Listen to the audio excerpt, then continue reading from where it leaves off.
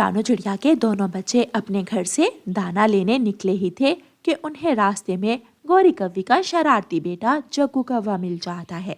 कुकू और गुड़िया, तुम कहाँ जा रहे हो? हम दाना लेने जा रहे हैं।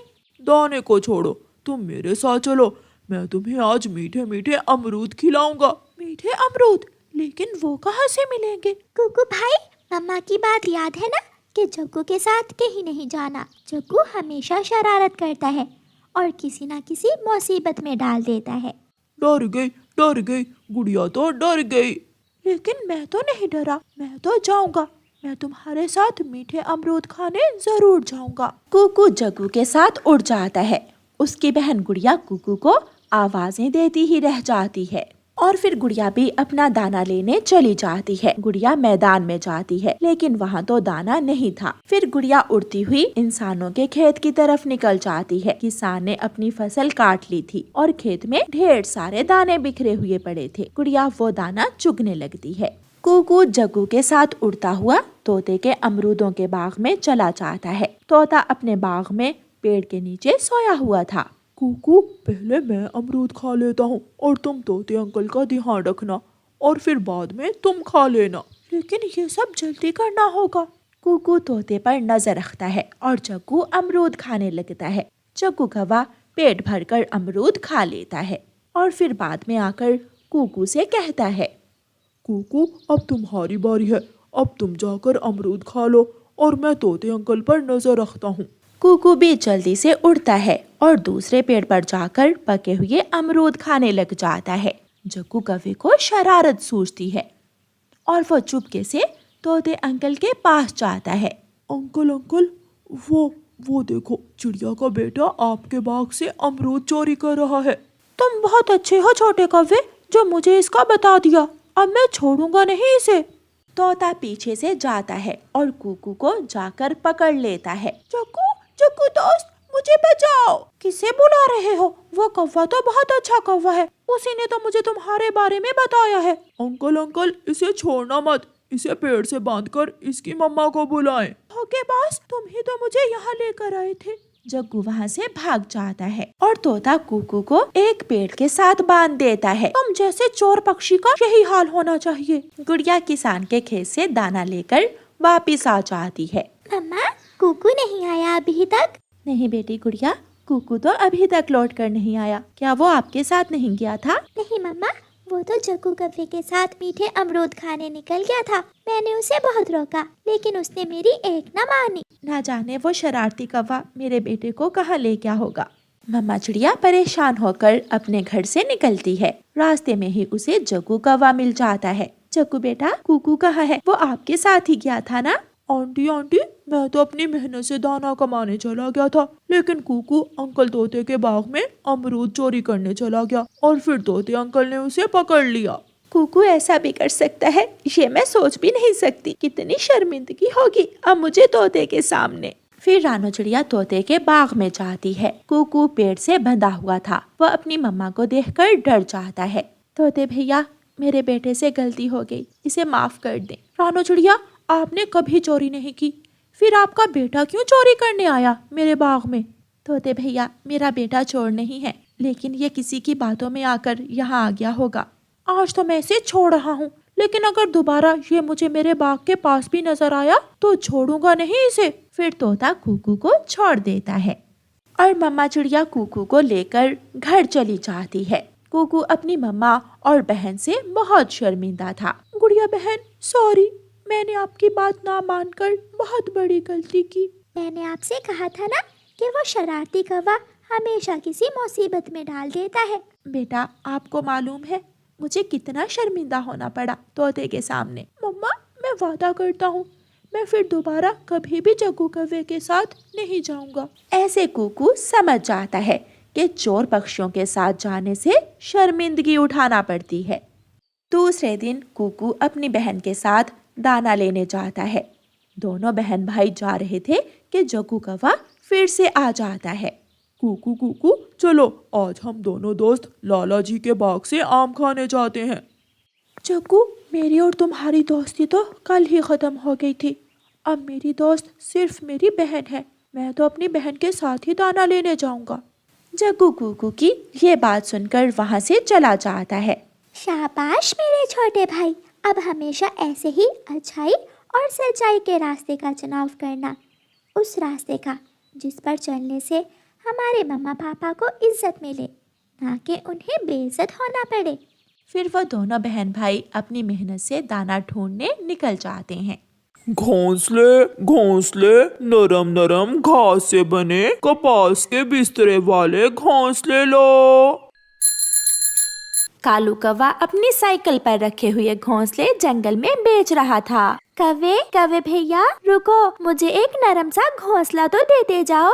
लो लो चिड़िया, छोटे बच्चों के लिए या बड़ों वाला घोंसला चाहिए आपको? कौवे भैया, मुझे अपने बेटे के लिए लेना है घोंसला। तो फिर ये वाला ठीक रहेगा। ये नरम नरम घास से बना हुआ है और केवल 20 दाने चावल दाम है इसका। फिर चिड़िया कालू कौवे से वो घोंसला 20 दाने चावल के देकर ले लेती है। चिड़िया वो घोंसला अपने घर में रखती है। उसका बेटा भी नदी से पानी पीकर लौट आता है। नया घोंसला, मेरी मम्मा ने मेरे लिए नया घोंसला लिया है। मेरे बेटे का घोंसला टूट गया था ना, इसलिए मैंने नया घोंसला खरीद लिया। आज रात मुझे सोने में बहुत मजा आएगा। रात हो जाती है। कालू जी, वो कांटों वाला घोंसला किसे बेचा है? गोरी, वो छोटा घोंसला चिड़िया अपने बेटे के लिए ले गई है। फिर तो वो चिड़िया का बच्चा आज सो नहीं पाएगा। मम्मा, इस घोंसले से कुछ चुभ रहा है। बेटा, मैंने नया घोंसला खरीदा है, ये तो बहुत नरम होगा। मम्मा, सच मेरे पंख में कुछ चुभ रहा है। फिर मम्मा चिड़िया अपने बेटे को घोंसले से बाहर निकालकर घोंसले को खोलकर देखती है। उसमें तो कांटे थे। उस दुष्ट कौवे ने मुझे कांटों वाला घोंसला दे दिया और मुझसे 20 दाने चावल भी ले लिए। मम्मा, मैं आपके साथ ही सो जाता हूँ, मुझे इस घोंसले में नींद नहीं आती। फिर उस रात चिड़िया का बेटा अपनी मम्मा के साथ ही सो जाता है। ये सुबह सुबह कौन आ गया है? रुको रुको, क्या दरवाजा तोड़ोगे? गोरी बाहर आती है। गोरी बहन, कालू कहाँ है? उसे बाहर भेजो। वो अभी सो रहा है। बताओ क्या काम है? मैंने कालू से नरम घोंसला लिया था कल, मगर वो मुझे कांटों वाला दे आया। ये आप अपना घोंसला रख लें और मुझे मेरे 20 दाने चावल वापस कर दें। शक्ल देखी है अपनी, बड़ी आई घोंसला वापस करने वाली। हम बेचे हुए घोंसले वापस नहीं लेते। 20 दाने चावल के बदले क्या तुम्हें मैट्रेस वाला बेड दे दें? निराश होकर चिड़िया वापस चली जाती है। चली गई क्या वो चिड़िया? मैं सब सुन रहा था। भगा दिया मैंने उसे। गोरी, मैंने भी तुमसे कई बार कहा है, घोंसलों में थोड़ी बहुत घास भी लगा दिया करो। तुम तो सारे घोंसले कांटों से ही बनाती हो। कालू जी, कांटे आसानी से मिल जाते हैं और घास लेने नदी पर जाना पड़ता है और मुश्किल काम मुझसे नहीं होता। दूसरे दिन कालू कौवा फिर से निकलता है। घोंसले घोंसले नरम नरम घोंसले, कपास से बने हुए आरामदेह घोंसले लो। कालू कौवा ऐसे आवाज लगा लगा कर घोंसले भेज रहा था। कबूतर जी, मेरा घोंसला टूटा हुआ है, मुझे कौवे से नया घोंसला ले दें। 1 नंबर के बेकार घोंसले हैं उस काले कौवे के पास। आप मुझे नया घोंसला लेकर ही नहीं देना चाहते, इसलिए अब आप बहाने बना रहे हैं। अपनी पत्नी की बात सुनकर कबूतर घर से निकलता है। यार कालू, 2 दाने ज्यादा ले लो और मुझे एक नरम नरम सा घोंसला दे दो। ये वाला घोंसला ले लो, इसमें कपास का नरम बिस्तर भी है। कबूतर वो घोंसला कौवे से ले लेता है। वो अभी अपने घर जा ही रहा था कि आधा घोंसला टूटकर नीचे गिर जाता है। मैंने कहा था लूसी को कि इस कालू के बच्चे के घोंसले बेकार होते हैं। कबूतर वापस भागता है। कालू के बच्चे, वो तो रास्ते में ही टूट गया है। क्या टूट गया है? जो घोंसला तुमने मुझे दिया है वो रास्ते में ही टूट गया है। तो मैं क्या करूं? चल भाग यहाँ से। मुझे भी कबूतर कहते हैं। तुम्हारा ये धंधा चौपट ना किया तो मुझे कबूतर ना कहना। कबूतर वापस चला जाता है। कालू जी, कितने घोंसले बिके हैं आज? 1 कबूतर को दिया और वो रास्ते में ही टूट गया। वो तो मैंने टूटा हुआ घोंसला तिनकों से जोड़ा था। कालू जी, अगर ऐसे ही तुम घोंसले बेचते रहे तो बहुत जल्द हम नया घर बना लेंगे। उधर कबूतर चाचा छमछम के पास दूसरे जंगल जाता है और उससे अच्छे वाले नरम नरम कुछ घोंसले लेता है। अब मैं देखता हूँ ये कौवे का बच्चा कब तक खराब घोंसले पक्षियों को बेचता है। घोंसले घोंसले नरम नरम घोंसले। कबूतर जंगल में घोंसले बेचना शुरू करता है। सभी पक्षी अब कबूतर से घोंसले लेने लगते हैं और कालू कौवे का धंधा बंद हो जाता है। गोरी, अब तो भूख से मरना होगा या दाना ढूंढ कर लाना होगा। घोंसले तो अब बिकने वाले नहीं। ये गंदी आंखों वाला कबूतर हमेशा हमारा धंधा चौपट कर देता है। चल कालू, अब किसी और जंगल में जाकर कोई काम शुरू करते हैं। फिर कालू और गोरी वो जंगल छोड़कर चले जाते हैं। कभी मीठे फल, कभी चावल का दाना, तो कभी कोई और चीज। कालू कौवा हर समय कुछ न कुछ खाता ही रहता था। वो एक नंबर का पेटू था। खाने के सिवा उसे और कोई काम न था। थक गया हूँ। अब तो थोड़ा आराम करना होगा। ऐसा सोचकर कालू कौवा एक पेड़ की शाख पर बैठ जाता है। उसी पेड़ पर तोता बैठा हुआ था। कालू कौवे, थोड़ा कम खा लिया करो। पेट देखा है अपना कभी? इतने बड़े तुम नहीं हो जितना बड़ा तुम्हारा पेट होता जा रहा है। इस दुनिया में खाने ही तो आया हूँ, काम वाम तो मुझसे होता नहीं है। कौवे ने इतना ही कहा था कि जिस शाख पर वो बैठा हुआ था वो शाख कौवे के बोझ से टूट जाती है और कौवा धड़म से नीचे गिरता है। मर गया तोते, मुझे उठाओ। ये देखकर तोता हंसने लग जाता है। अभी तो शाख टूटी है, कल तुम्हारा घोंसला भी तुम्हारे वजन से टूट सकता है और एक दिन तुम उड़ भी न सकोगे। तोता कालू कौवे को सहयोग देकर उठाता है। रात हो गई थी। गोरी कौवी अपने घोंसले में सो रही थी जब कालू कौवा भी आकर उसी घोंसले में बैठ जाता है। कौवे के बैठते ही घोंसला सिरकने लगता है। कालू, खुद भी गिरोगे और मुझे भी गिराओगे। ये घोंसला पक्षियों के लिए है, भैंसों के लिए नहीं। जो भी हो, मैं तो ऐसे ही खाऊंगा। अब तुम भी दूसरे पक्षियों की तरह मुझे बातें सुनाने लगी हो। दिन गुजरते गए। कौवा दिन रात भोजन खाता रहा और कोई भी काम न करता। ऐसा करने से आहिस्ता आहिस्ता उसका वजन बढ़ता जाता है। आज तो कौवा बहुत मुश्किल से उड़ा जा रहा था। वो कभी ऊपर जाता तो कभी नीचे आता। वो पूरी ताकत लगाकर ऊपर जाता है, मगर अब उसके पंख उसका वजन बर्दाश्त नहीं कर पा रहे थे और कालू कौवा जमीन पर आ गिरता है। ये मुझसे उड़ा क्यों नहीं जा रहा? ऐसा क्यों हो रहा है मेरे साथ?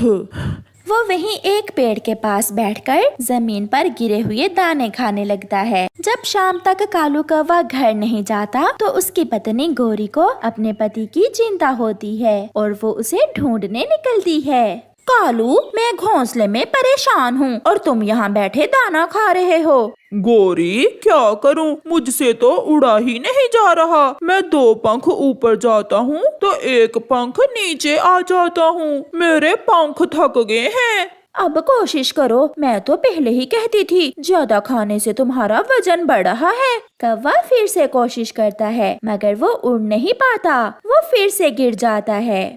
फिर गौरी कौवी चिड़िया, तोते और कबूतर को बुला कर लाती है। सब मिलकर कालू कौवे को एक बड़ी लाठी से बांधकर उठाकर बहुत मुश्किल से उसे उसके घोंसले तक छोड़ते हैं। कौवे, तुम इतने मोटे हो गए हो कि हम सब ने मिलकर भी बहुत मुश्किल से उठाया है तुम्हें। अब हम जा रहे हैं और गोरी, तुम बुलबुल डॉक्टर को बुलाकर इसका इलाज करवा कर इसे उठाना। हमारे बस की बात तो नहीं है ये। सब चले जाते हैं। गोरी, भूख लगी है, मुझे फिर से भूख लग गई है। चुप करके घोंसले में बैठ जाओ, मैं बुलबुल को बुलाने जा रही हूँ। फिर गौरी बुलबुल को लेने जाती है और पीछे से कौवे के वजन से घोंसला टूटकर जमीन पर गिर जाता है। अरे, मेरा घोंसला कहाँ गया? ना ही कालू है और ना ही घोंसला।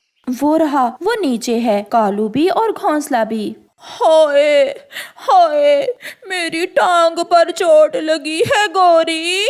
बुलबुल और गोरी कौवी कौवे के पास आते हैं। गोरी, इसकी कोई दवा नहीं है, इसे केवल 5 दिन तक भूखा रहना होगा और जब उड़ने के काबिल हो जाए तो अपना भोजन लाने के साथ सब पक्षियों का भी भोजन लाया करे। ऐसा करने से ही इसके पंख ठीक होंगे और इसका वजन कम होगा। मैं भूखा कैसे रह सकता हूँ?